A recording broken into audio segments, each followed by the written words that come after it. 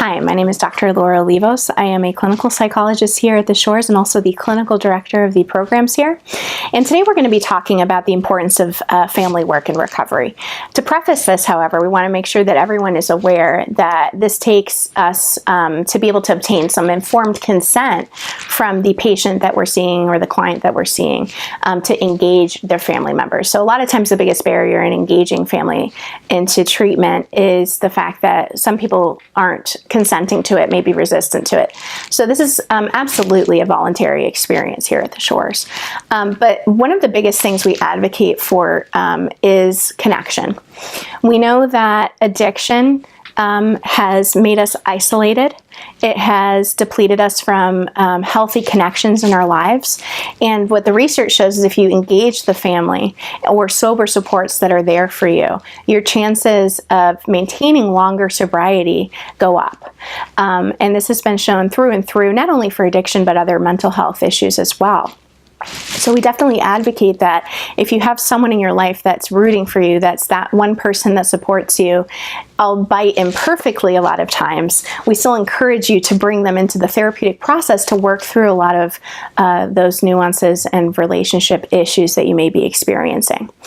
The way we approach family work here at the Shores is tiered into three different kinds of programs. The first is an educational program for family members where every Monday night, families from all over the country of either current clients or past clients call in to a conference line and they receive educational information on a topic that's related to recovery for the family.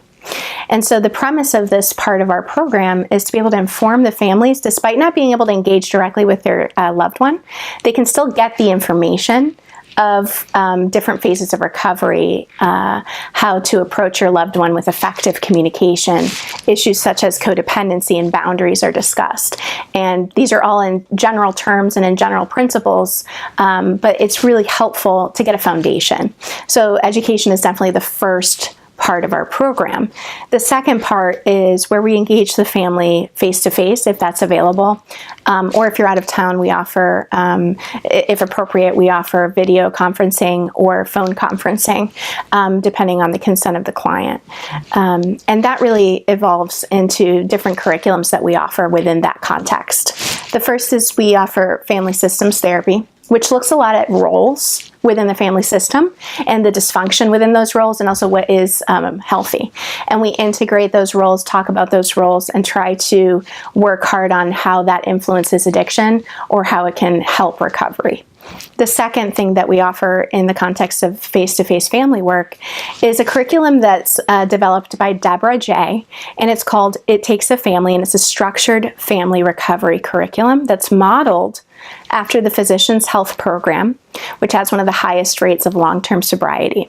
And what it is, essentially, it boils down to very basic elements that the family and the loved one have to both engage in to be able to engage in recovery together.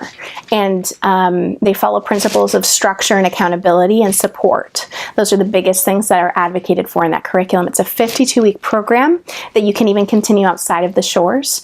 And you meet once a week with your loved ones, and you go through a recovery-oriented meeting where everyone's held accountable to engage in their own recovery and in their own healing. So that's a super important part of our process. We love that curriculum and that program. It's worked wonders with a lot of the families that we've had come through here. The premise is also that it's not just the addict or the loved one that is suffering and needing healing. It's also the family members who have been emptied from their addiction to saving their loved one. Or it is about helping them heal from the codependencies they have with their loved one, or from the traumas they've experienced because of their loved one's addiction. And so part of it is holding accountable the family members to also pursue their own healing and recovery for themselves.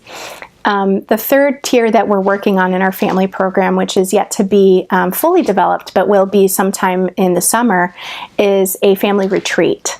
And that's to be announced, and further details will be provided as we go into the planning of this process. But our goal is to be able to bring the families on campus to be able to experience treatment for a few days for themselves and be able to also discuss the hardships and the benefits of being in a recovery process.